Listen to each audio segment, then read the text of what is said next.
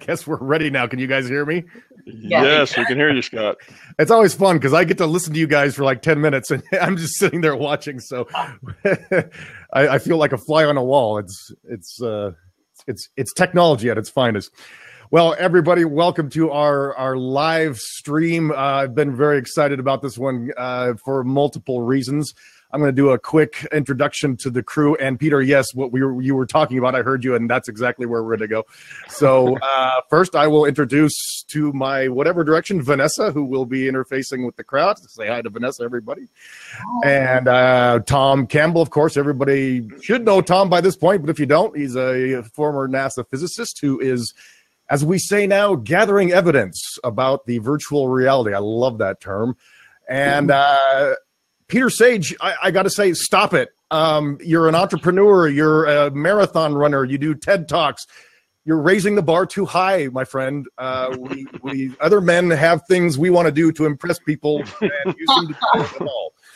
So, Peter, I've been watching your videos, not only the ones you've done with Tom, which have been amazing, but I saw some of your TED Talks. Very excited to have you on. Really, the thing that I saw that I connected with you on was that this thing that changed my life was really taking responsibility for everything that comes at you in your life, accepting the unacceptable. And that's really had a big impact on my life. So I really want to get to you first, talk a little bit about you. And from what I gather, it sounds like we're all kind of on the same page here. So why don't you tell us a little bit more about yourself? Cool. Well, thank you. And I think a lot of the early sort of accomplishments and the sort of tinsel around the resume were a throwback to my ego days of, as I say, certainly wanting to impress everybody, and girls in bars and all of that kind of fun stuff that we started to grow up thinking that, life is about, how do I prove myself? Ultimately, how do I avoid the fear that I'm not enough, which I think is a primary fear that most human beings have. And, I found my gift. Everybody has gifts. Mine was found initially in the sort of expression of entrepreneurship. But that was really making up for the fact that I wasn't very academic. I'm one of those crazy guys that dropped out of school at 16 and like a rat up a drain pipe, because I realized that the way the school system is currently enshrined in its agendas doesn't really support modern 21st century life. School essentially teaches you two things, which is how to pass tests and work for somebody else. And neither of those were on my agenda.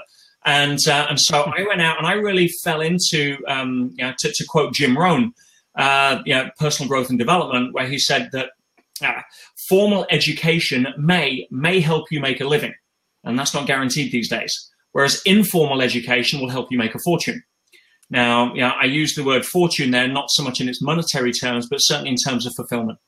And an expansion, being able to interface with life at a level that's far more rewarding than sitting there and for somebody like me, which, very opposite side of the coin to Tom, I couldn't spell algebra, let alone MBA. It was never going to be my game. So I wanted to get out and experience life. And that really led me to a whole series of searching for answers. And that really brings us to a central theme, I think, for where we are here, because that's really what we're looking to do. We're looking to search for answers and not be given the standard, parroted information that unfortunately falls under the dictate of that hypnotizes the masses. And that is, they confuse truth with popularity. And when you start falling into that mindset, you get blindsided by stuff that may sound good, but doesn't stack up under scrutiny. And really what I'm excited to be a part of here and with what we're doing is really to drill down and start to question something and a whole epoch of understanding around science that has just not been questioned at the level it should. And what I hope to do tonight for the benefit of the audience and the people that are watching is put into some layman's terms, as I say, as kind of the flip side of the coin to Tom, really what is it we're trying to do? What is it that this is all about?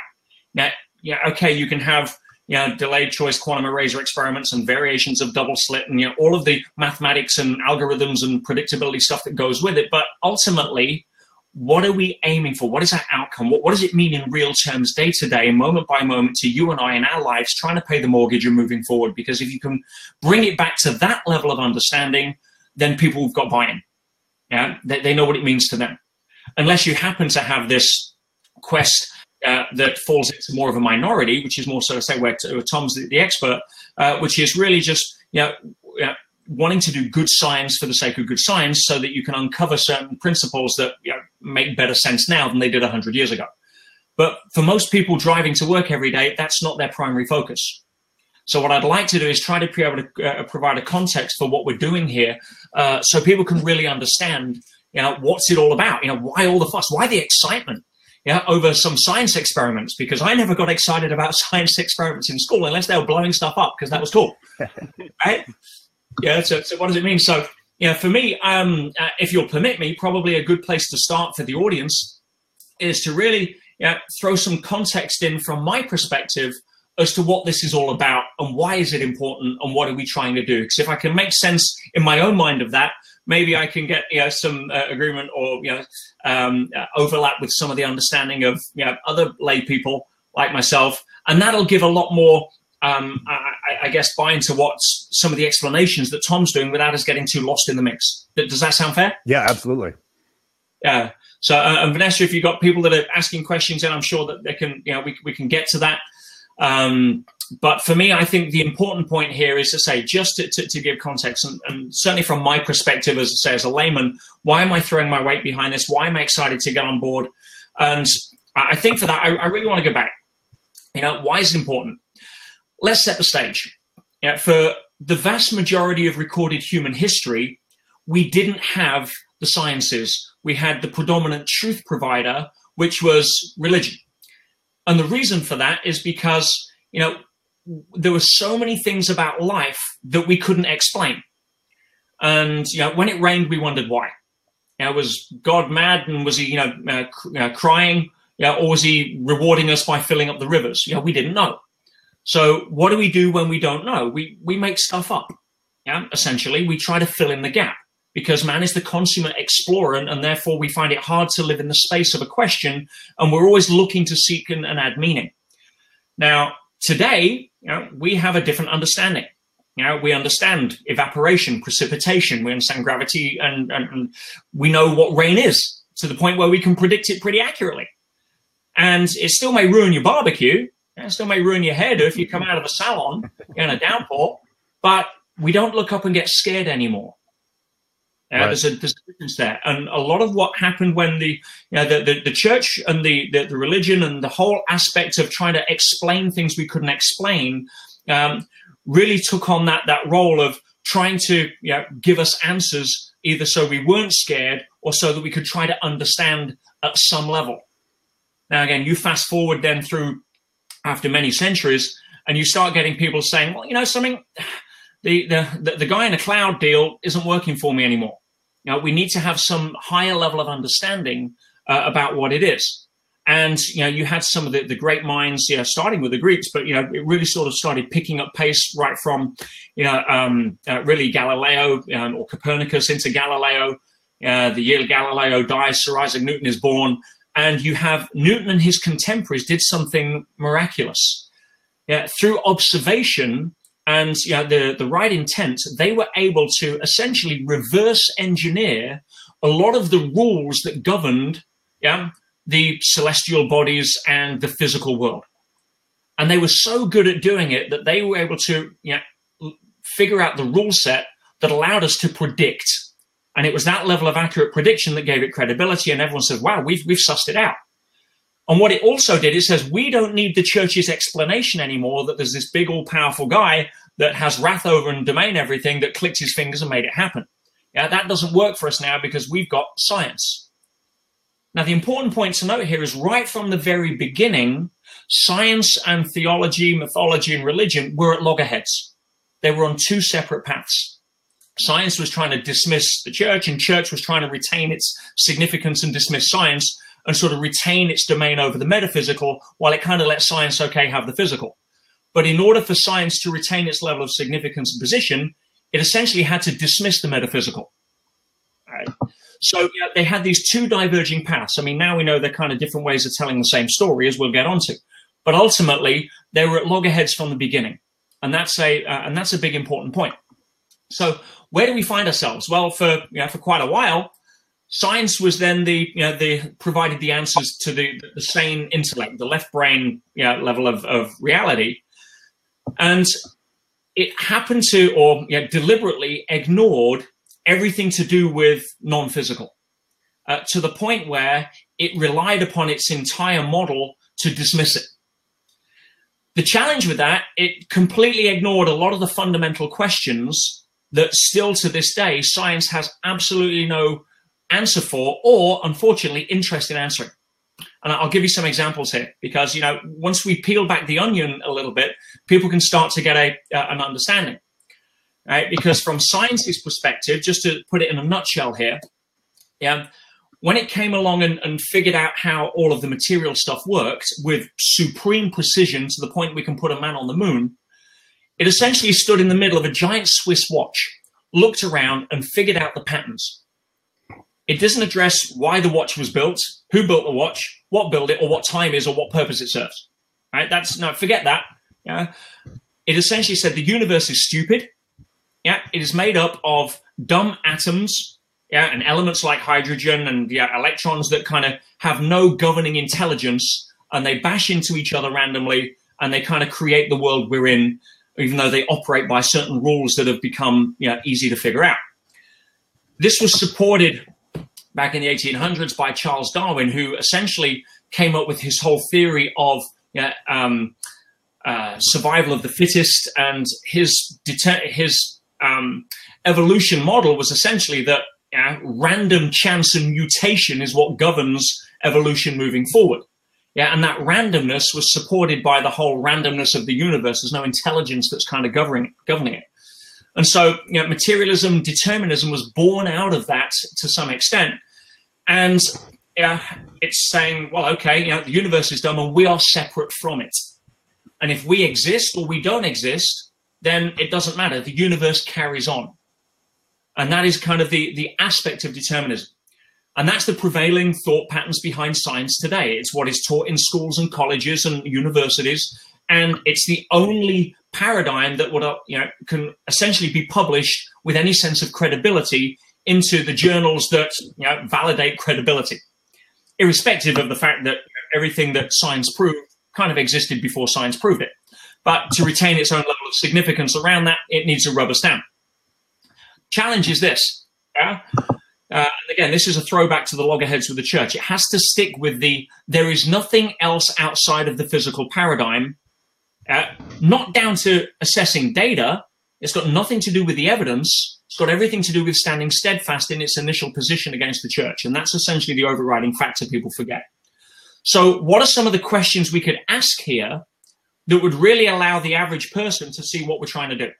Well, I think the average, 7-year-old starts to ask pretty, awkward questions to scientists, or parents. Questions like, well, how big is the universe? And what I'm going to do is I'm going to offer science's current interpretation right now, and so you can see why it's time to change, right? Because it's just not good enough. It doesn't answer the questions. How big is the universe? Well, it's infinite, but we're not exactly sure what that means. It means it doesn't end, but we have no explanation for what that actually means in physical world. Where did it come from? Well, it exploded from nothing. It was a primordial atom that decided to evolve, explode, and it kept doubling in size. It was infinitely dense, infinitely hot. We can predict what happened to 1/10 to 1 quadrillionth, to a quintillionth of a second, 10 to the 34th power. But and we can tell you, pretty precisely what the physics was around that. But we have absolutely no idea why it happened or what created it. In other words, translation: it magicked out of nothing. How did we get here? Oh, well, we evolved through the random mutation, and at some point, consciousness was born as part of that process. Oh, but we have absolutely no theories as to how that happens. In other words, no clue. And you can take all of the physical aspects of materialism, from any part of biology, any amino acid combination, any bioorganic matter, and you can whirl it around in test tubes forever, and you'll still never generate consciousness. Right? So what we'll do is we'll ignore that for now. Oh, well, can consciousness actually affect the physical world? Oh, no, absolutely not. That doesn't work. But we'll ignore all of the times that it does, right? Which has been done repeatedly under many different experiments and is enshrined in law if you look at the placebo effect. And I know Tom talks about this, but it's actually, if you can outperform your mind's own ability to override your body chemistry, then we'll give you a license and grant you FDA approval. So it's unbelievable that the main biggest questions: who are we? Why are we here? Where do we come from? What is consciousness? Where did the universe come from? I mean, think about it. The very fundamental bedrock that materialism stands on is the most indefensible paradigm and hypothesis you could ever come up with. What do I mean by that? Well, what they're essentially saying is everything that we perceive outside of us is separate from us, but we'll never be able to prove that, because by the very definition of proving it, we have to be part of that process. So materialism itself is fundamentally flawed at its roots from day one. Why? Oh, well, I'll prove that it's separate. Well, the only way you can prove something is separate is by if you measure it. And if you measure it, you're part of it. So it can never be done. Right? They tend to forget that. You know? Right? And the mantra that comes with it is almost getting old. It's like, listen, give me one free miracle, right, which is the universe magicked out of nothing, and that'll mean that I will then explain to you why you're not allowed to have any more miracles. Right? I mean, give me a break. Right. And so, there's the fundamental real questions here. And again, I'm not knocking materialism to the point where, it's given us an understanding and a grasp of the physical world that has allowed us to live a life that our ancestors dreamed about. Yeah, kudos to Newton and his contemporaries and all of the people that have built on the shoulders of his work. That, I flew in from the US today. That wouldn't have happened if we didn't understand the material levels of physics. Right, trust me, I wouldn't be getting on that plane. So, but if the point is, if that's where it stops and there is a fundamental belief block that prevents us from moving further and beyond that to answer the biggest questions of why are we here? What is life about? What is consciousness? How did it evolve? How can mind affect reality when we know it does? Then it's time for us to question this whole paradigm that isn't enshrined in science. And I say that with this caveat, right? Materialism is not enshrined in science under the rules of science, because the rules of science state that you should continually evolve and modify and improve your hypothesis based upon what the data is consistently showing, rather than what we found for the last 100 years is that no, because of the initial loggerheads with the church, right, we will retain our domain and our death grip on materialism and a dumb universe, right? And we will ignore all of the data that challenges that hypothesis. That's not science, guys. I'm sorry. It's time for a new way of thinking. I'll quote Cicero.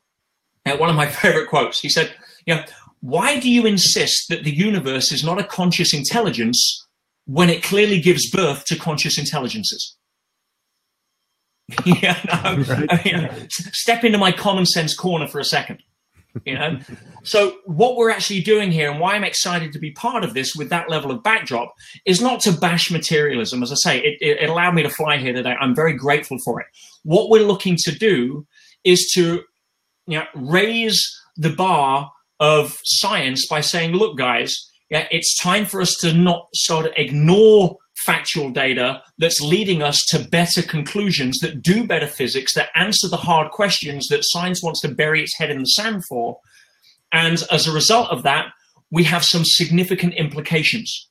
So, if we can just allow people to be a little more open-minded rather than closed-minded, and we can do that not with philosophy, there's enough philosophers in the world, right? Not with hyperbole, there's enough people that just want to attack and defend their own position, but with good data and experiments that it lead to further inquiry and allow us to have some strong basis of understanding that, look, what the material world is actually telling us is to open this door and look further down this corridor, not slam it shut and put our head in the sand.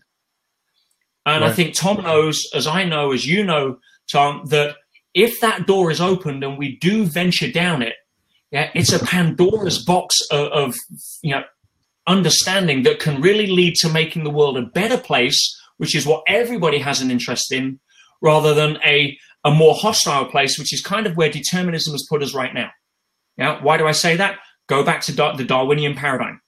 If you follow the Darwinian paradigm, survival of the fittest, materialism, external world separate from internal world, I, by definition, as a separatist, means that I am fearful of anything that could threaten me on the outside. It is a fear-based reality. It is a fear-based model of the world. Where does love come into that? And, as you heard Tom and myself say before, love is the ultimate destination once you open that other door, not from an idealistic, let's hold hands and sing Pollyanna perspective, but from a fundamental factual perspective of where evolution is trying to take us, as evidenced on fossil records for the last 400 million years. Well, so, Peter, so with that basis and that kind of context, I really wanted to just open it up to the audience so they could understand really why I'm excited about this. It's not to bash materialism. It's not to just, say, hey, this is cool. We live in a virtual reality. That's what the physics says. No, it's the wider implications of how you, me, the people down the street, the people on the other side of the border, can shift from a fear-based mentality to a fundamental understanding as to why we're here and a more love-based mentality. And that's why I'm excited. Yeah, I think you must be a good golfer because you just teed up the first question we have quite well that I've been watching. Vanessa, why don't you go ahead and talk about the first question? Because Peter, what you just addressed is exactly where we're headed with this. Cool. Mm-hmm. Yeah. Thank you, everybody, for chiming in. A lot of people are pointing out that they love your haircut, Tom. You look very And Michael here is saying that he has a question regarding unconditional love. He says, here's a hypothetical situation. Let's say that someone is kidnapped. They took your daughter, they raped her and brutally murdered her. How do you show unconditional love to this murderer? Is it necessary to still even show unconditional love in that situation? Or is it necessary to show everyone unconditional love regardless of their behavior? I'm happy to chime in on that. And Tom, if you want to as well, but feel free. Go ahead, Peter. I'll go after you. Cool. The basis, the conclusion that we get to when you follow this model is essentially we're in what I call Earth School. Now, what you've pulled out there is one of the toughest exams you could ever pass in Earth School. We're not here to pass the exams at the highest level. Otherwise, once we do, there's no longer a need to come back. If you were of the kind of caliber of the person where you could express unconditional love to somebody that went and did that, then you probably don't need to come back. Am I at that level? I'd find that very hard. However, look at the gradients. Everything is direction of travel. I had a situation where a partner of mine was drugged and raped by two guys. And when I found out about that, it was before I was with her. But when I found out about that, it was just at the point where I was going through my spiritual practice of understanding and looking at forgiveness. Life will give you a test, just as school will give you a test. It took me many days of wrestling with myself not to want to throttle this guy, or whatever, go and just have that emotional reaction. Why? I'm human. But I got to a point where I understood the bigger picture. And this was tough for me. It was a graduation event, as I call it. And I could get to a point where I could make a separation of what somebody does, i.e. their behavior, and who they are. Who somebody is and their behavior are two different things. And forgiving somebody is not the same as condoning the behavior. That's another big mistake that prevents a lot of people from getting to forgiveness. Just because if you think you forgive someone, you make it right what they did. No, that isn't the case. So you're picking a very typical cherry picker, the outlier example here. If you were to say, should you show unconditional love to somebody that cuts you up in traffic, that's a different conversation. That's a level of kindergarten exam that a lot of people could learn to pass quite easily. Somebody kidnaps and does something horrible to somebody you care about, that's further up the gradient in terms of conscious levels of evolution. When Jesus says turn the other cheek, he wasn't coming from a place of weakness. It was a strength beyond a strength. But depending on where you are in your own journey, you're going to approach it a different way. I'll give a very quick example for context, and I'll throw it over to Tom. One of the most powerful words in the English language is the word surrender. But depending on where you are on your own level of consciousness, you're going to hear that from different places. If you're a US Marine, you're not going to hear the word surrender from a place of strength. Yeah, you're going to hear it from a place of, screw you, right? Yeah, and fix bayonets. If you're at a higher level of consciousness, you're going to hear the word surrender to, surrendering to the wisdom of the current of life. Yeah, to stop resisting what is, to learn from, the challenges, to be able to move forward. There's a conscious non-resistance to that. At a higher level of consciousness, you're going to be surrendering to the inevitability of what life is at this level of non-duality and unconditional love. It all depends. It's a reflection of where you are on your journey. And I'll say this, my friend, whoever you are that asked the question, one of the things that'll really help you along on the journey, that helped me, was realizing that all people can ever do is project from the level of consciousness they're at. And it's not going to be your level. It's not going to be my level. Yeah, people do things for reasons. They're not going to be your reasons. They're not going to be my reasons, but they'll project from the level they're at. And when you understand that, if that expresses itself in being able to kidnap and torture somebody, right, then one has to come to the conclusion that if you were operating at that level of consciousness, with that belief system, with that model of the world, with that cultural upbringing, significant emotional events, and that whatever was going on in your world at the time, you would have done the same thing. And until you can get and accept to that place, you have no right to judge it. Yeah, but again, that's a progress in terms of through the different levels of school, and I've certainly got quite a few to go through myself. So that's kind of my take on that. Tom, feel free to jump in. Okay. First off, Peter, I agree with all the things that you said. You gave a good answer as far as the practical applications, how and why one deals with things like that. I'm going to approach it from almost the opposite end, and so that way I won't repeat the things you said. First of all, this philosophy of becoming love is not a pacifist philosophy. This philosophy does not say that there is never a time to stand up and fight. There's never a time, to not turn the other cheek. There are times when that is necessary. What this is about is evolving the quality of your consciousness, growing up. Okay, we call that growing up, becoming love, lowering your entropy. Okay, you have to look at this lowering entropy, which is the same as, moving toward becoming love. You have to look at that in the long term. So we have some kind of a situation, and you should always ask yourself, what's the low entropy interaction that I can have with this situation? Okay, and that is a long-term thing, not just for this next 2 minutes or just for me, but the long-term entropy reduction for the system, for everybody. All right, so now if you see that you are in a position to stop somebody from, marauding other people, stealing babies' candy, raping and pillaging, if you are in a position to prevent that, then the low entropy solution is to prevent that, you see? Okay, now, you have to realize that most of the time, the great majority of the times that you are in unpleasant situations, the right answer is to turn that other cheek for all the reasons that Peter just told you. It is the unusual time, the very 1,000th of 1% time when you're in a situation where your action, perhaps your violence, is necessary to prevent the increase of entropy, not only to yourself, but to many, many other people. So this is not a pacifist ideology. And I don't say that, you have to enjoy watching your daughter being raped and murdered and whatever, and say, well, that's just the way life is. We just need to puck up and keep on going. No, that would probably be a pacifist philosophy. That's not what this is. What we're doing is trying to evolve ourselves toward a low entropy being. That is a being of love. And on that path, sometimes we have to stand up for ourselves, and more often for others. Okay, you have a wife and family. You're going to protect them. And if that means you have to get violent in a case to do that, then you will. And that may be the low entropy solution. On the other hand, if you're just spoiling for a fight and you don't like people who are different than you are, and you'd like to have what they have, then that's not a low entropy solution. That's not a good path to take.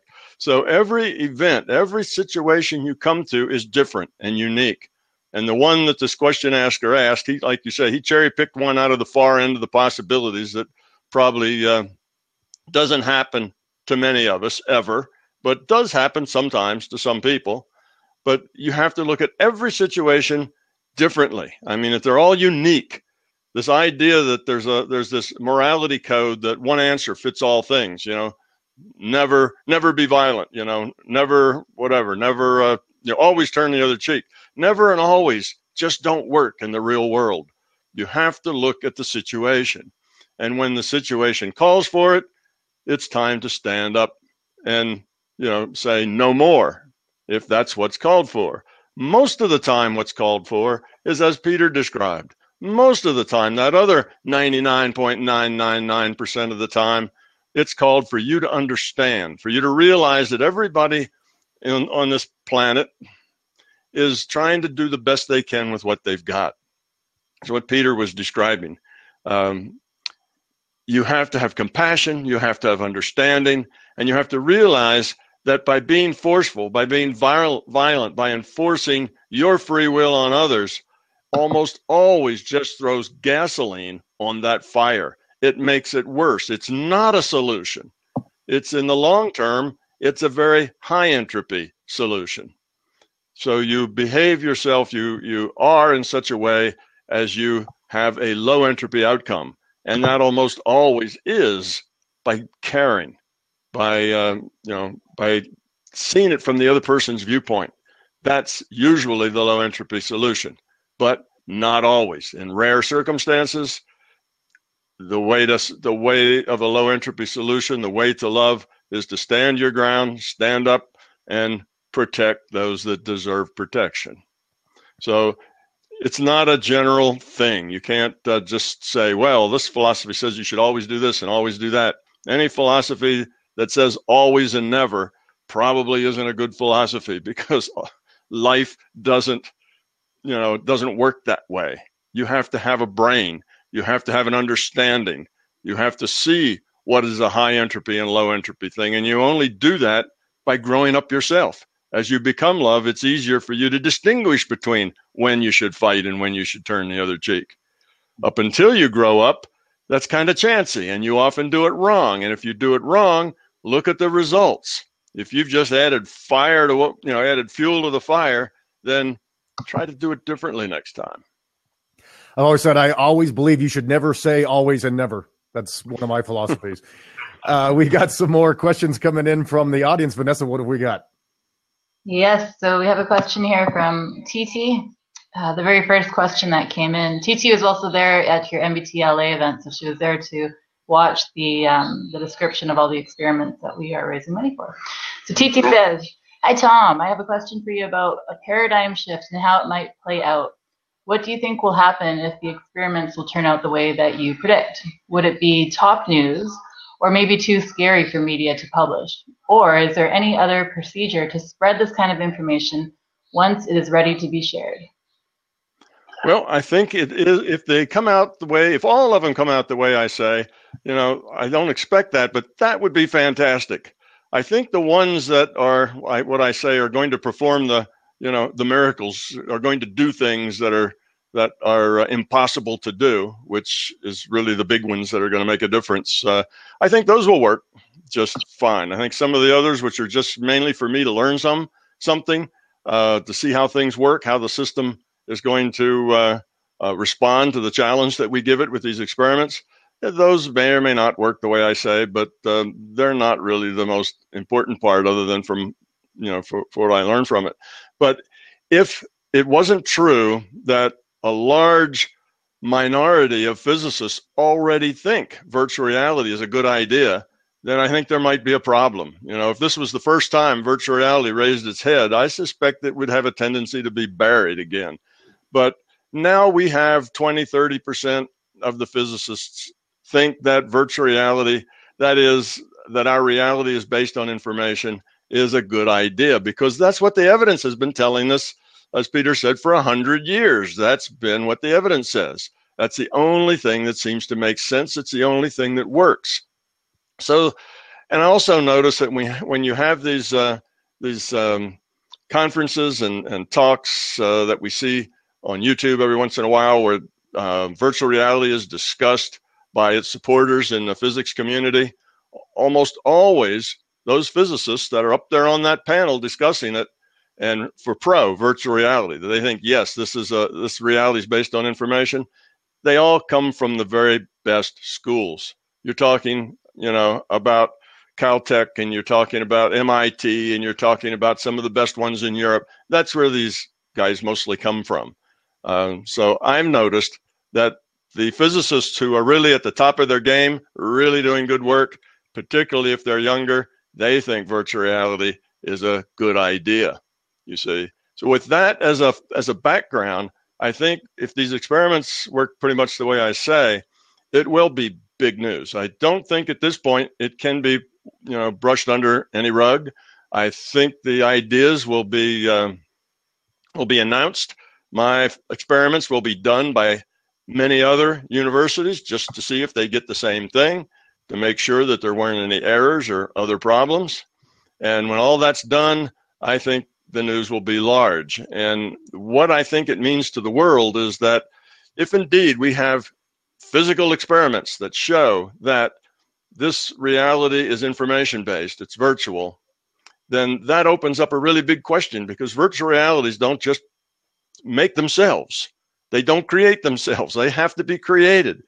Virtual reality means that information is computed. Where does the information come from? It doesn't just pop out of the air when needed. It has to be computed. Computed where? Computed by who? You see, all these questions will pop up, whether the physicists stop and ask them or not. At that point will be irrelevant.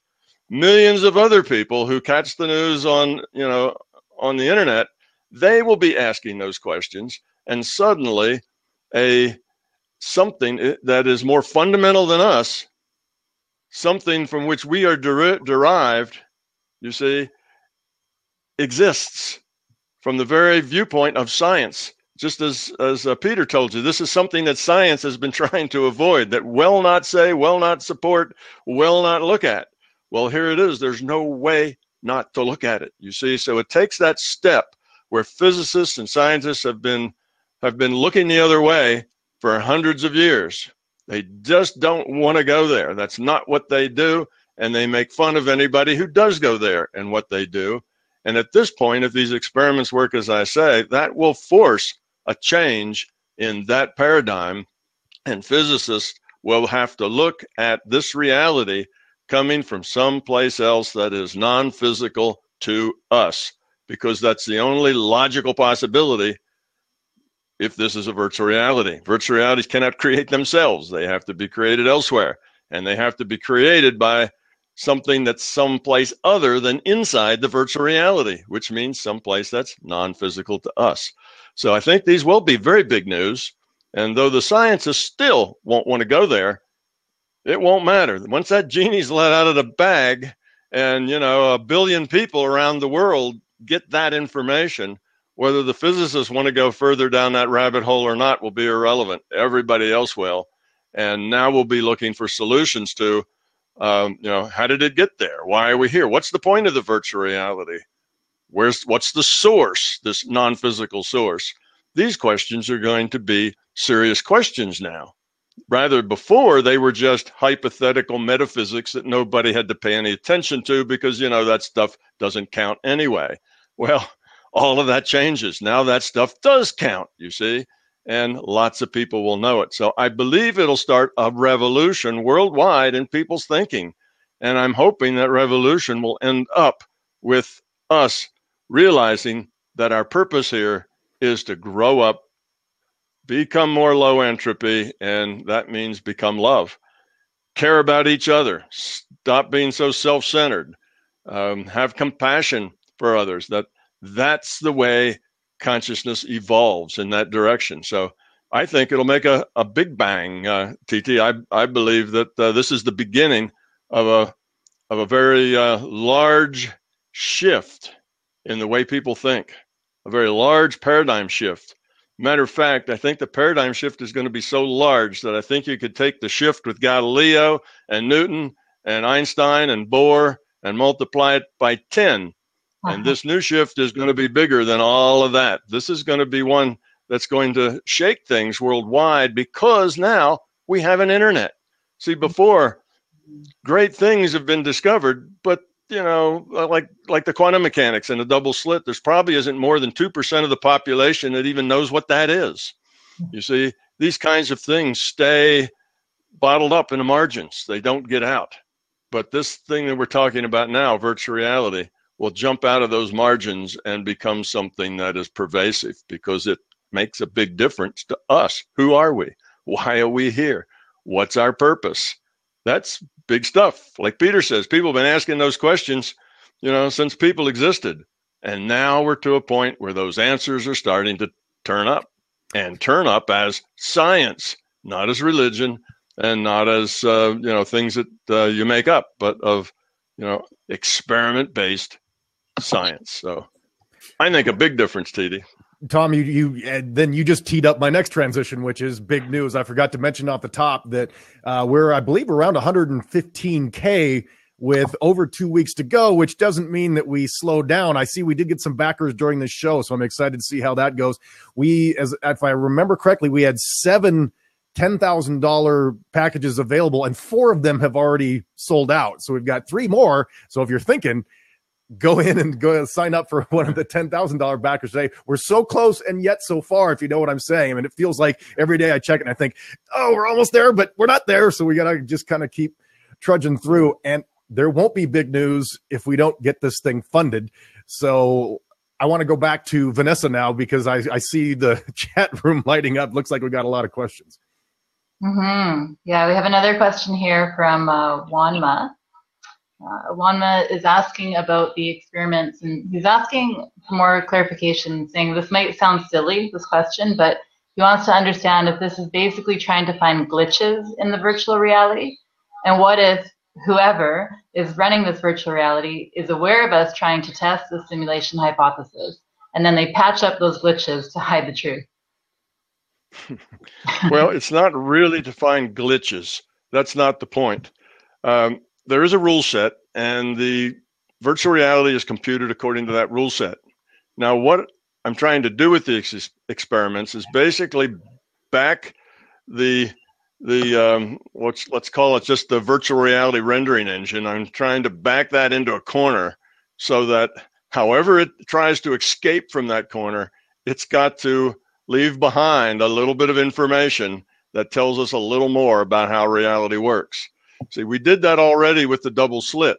When people were clever enough to put one particle at a time, shoot one particle at a time at that slits, well, that put the system between a rock and a hard place. Now, what was it going to do? You see, one particle at a time through those slits was a tough thing to do, but when we did it, it put the system between a rock and a hard place. And what it decided to do was keep this reality consistent, which means it made those one particle at a time configure themselves in a diffraction pattern so there wouldn't be an inconsistency between particles and waves. So it patched up a boundary problem that otherwise would have been a kind of a break, you see.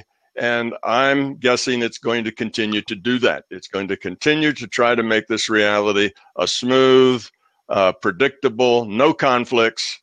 What I'm talking about is you can't have a reality that has certain facts that contradict each other. If it's a certain fact of this reality, then all other certain facts it has to get along with. When you have 2 certain facts that each deny the other's existence, but they both exist, you have a problem, you see, and the system doesn't want those kinds of problems. So I'm likewise trying to put it in a corner, and how it's going to get out of that corner, it's going to have to leave some interesting information behind to do it. So that's the point. It's not really a glitch. Now, could the system somehow go around that and do something else to kind of cover it up? I'm sure it could. But one of the other things I'm counting on is that the system always computes efficiently. Okay, in computing language, that's called parsimoniously. Okay, with the code needs to be as clean and as less redundant and as efficient as possible.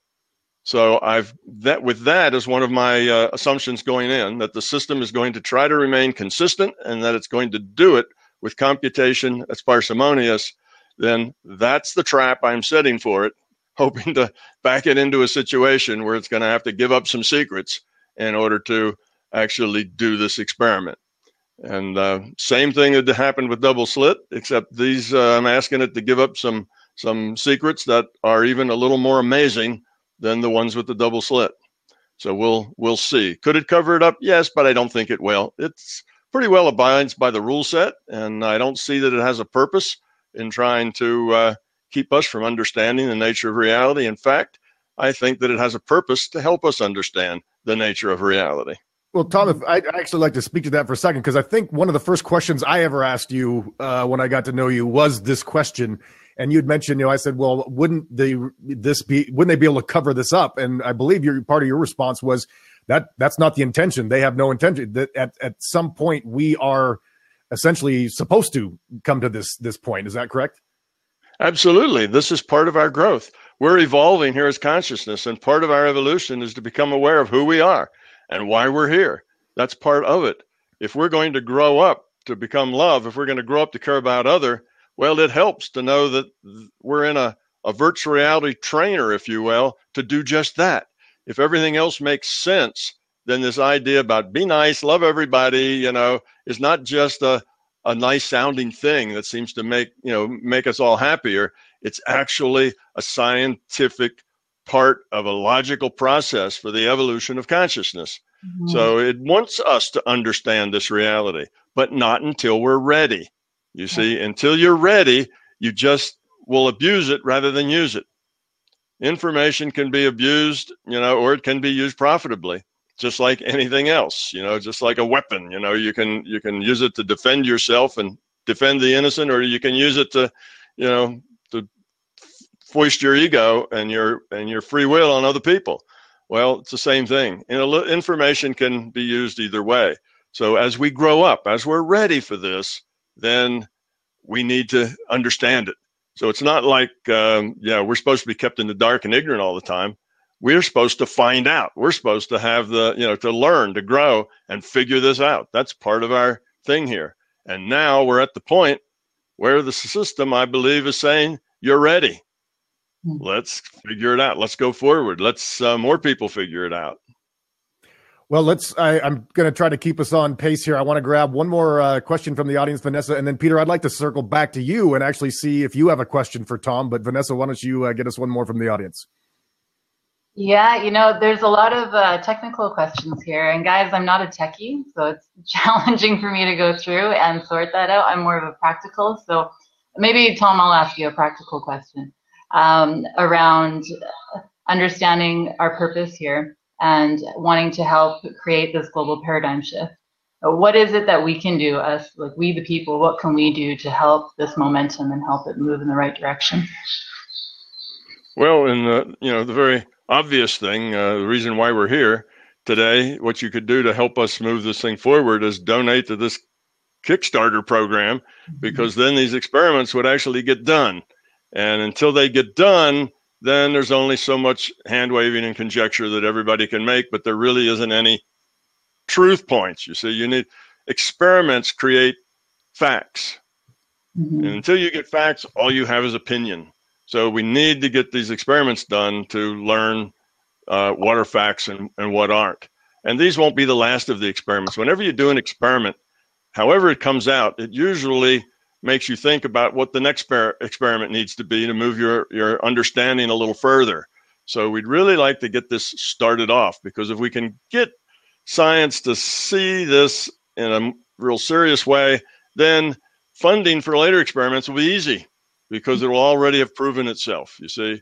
So this is the kickoff. This is the thing that gets the ball rolling.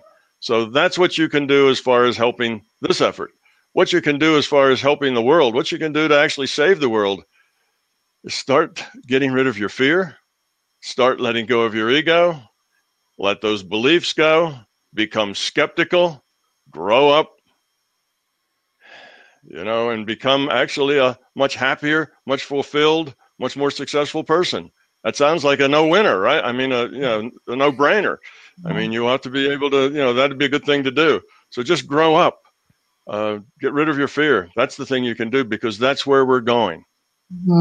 Yeah, I just wanted to add one more thing is, since I came across this model and this understanding of the nature of reality, it's helped me become a much happier person. Like you often say, when you know the game, when you know the rules of the game, it's a lot easier to play it, right? So yeah, I'm having fun with it now. So thank you for that.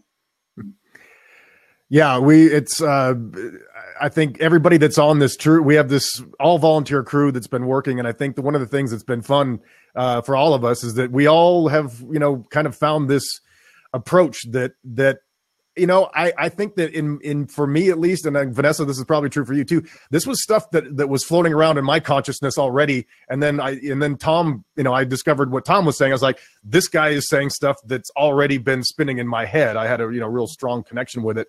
I'm quite happy to see that we've got people like Peter who are joining us on this as well. And before I forget again, we do actually, Tom recorded a wonderful thing addressing these technical issues. I've listened to it twice. I'm back to back. Love the thing. It's on our page. You can check that out. But for the last question, I wanted to give you a little leeway here to have the honor to ask the last question here. Gotcha. Well, for me, just to chime in on what Vanessa was saying as part of the crew as well, what's been most satisfying for me is really, again, being given a model that Tom's brought to the world that provides context for the deepest level of meaning. Yeah, that has shifted your fundamental relationship to life. One of the things I'm most excited about supporting this campaign for, and something that I share with the audience here, is that I want to be able to tell my kids, 20 years from now, that I was able to leave a little thumbprint in some way on the ability to make that transition. As somebody who wants to grow up, who's somebody who's on a path of personal growth and trying to get rid of my ego and hopefully learn my lessons as I go. That's an opportunity that just doesn't come along. So whether you've got an interest in quantum mechanics or whether you can't even spell it, whether you've got whether it's all about proving virtual reality or whether that's just over your head, is almost irrelevant. To be part of something that can add that much value to the world, and in a way that allows laymen like myself to, as I say, leave a little thumbprint on to make a difference for the greater good, is an opportunity I couldn't pass up, and that's the reason why I'm here. So I guess my final question from me to Tom is that if you were to address people who were either getting caught up on the details or were looking for whether they should or shouldn't sort of be involved or stand on the sidelines, what is the magnitude here of being able to make it real for them? Not just look at what the data is, because I'll be honest, I probably won't be able to interpret half the data, but I want to support it because I know you can and I know what it'll mean. So speaking to the average person in the street, that for the sake of getting a signed book, for the sake of being able to wear a T-shirt saying I was part of this thing, what would you say to those? Well, what is really fundamentally important here is that we move forward, we evolve, we grow up. What's fundamentally forward here isn't so much about the physics. The physics is just a means of getting there. Physics is a step in the process. We have to bring the scientists along because they're the ones that tell everybody else what's true and what's not. So the physics part is necessary, but that's not really what it's all about. What it's all about is giving people a theory, to give people a structure in which they can understand themselves and others at a fundamental level where joy and peace and happiness lives, at a fundamental level that is positive. If you kind of follow this path of growth and evolving the quality of your consciousness, you'll see everything in your life get better. Your relationships will get better. Your connections with all other people will get better. You will get happier. Your life will get more peaceful. Your anger and upset and stress will start to go away.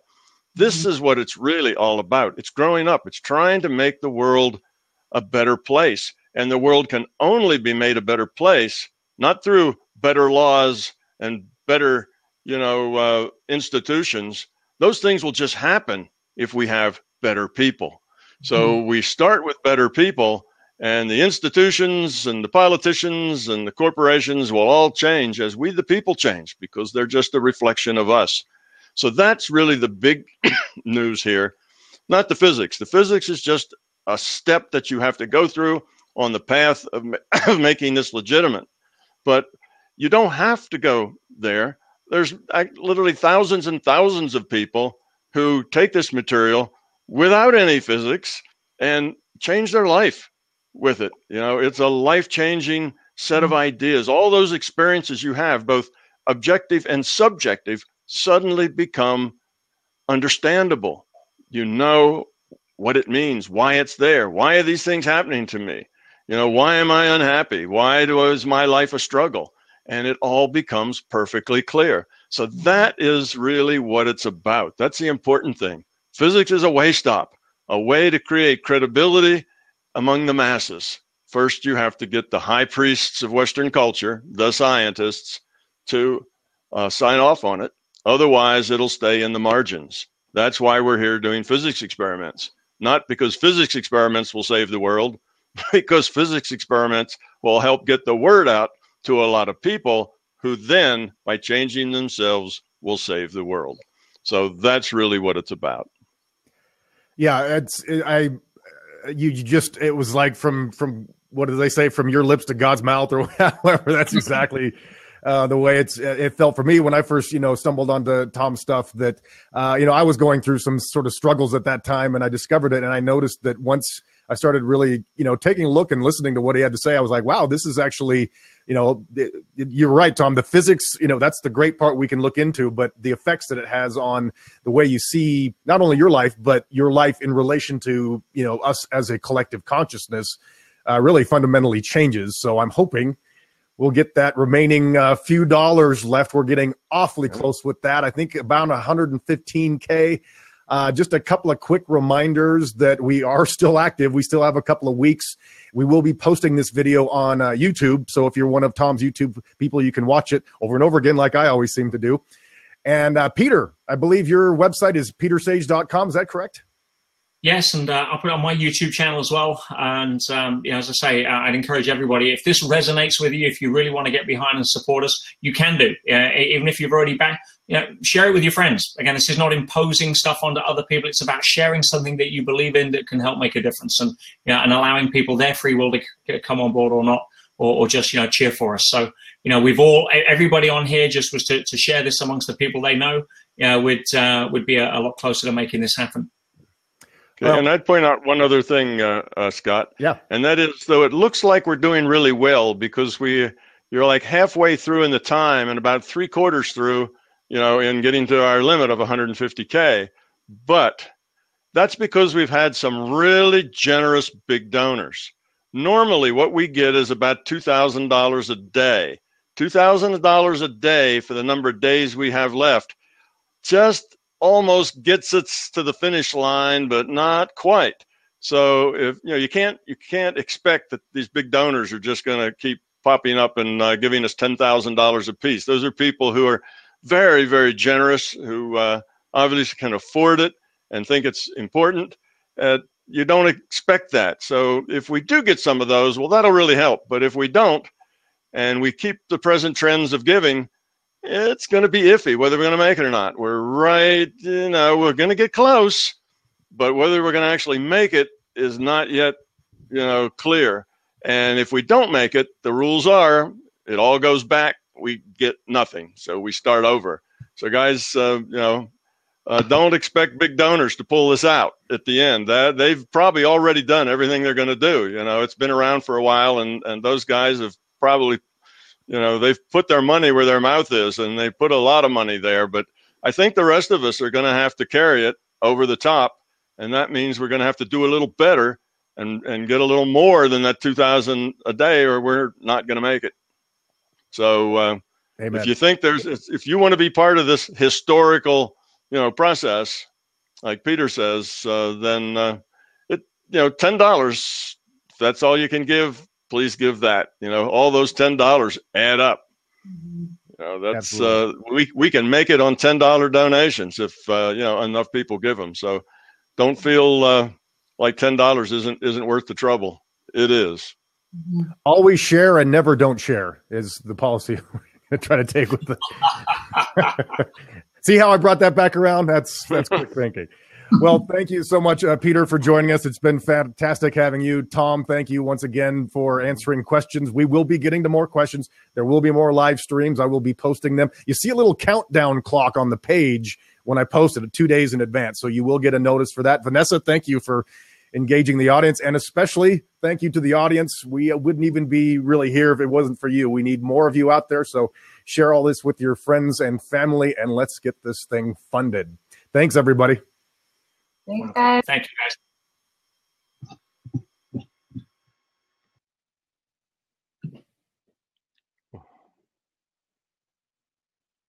Well, everybody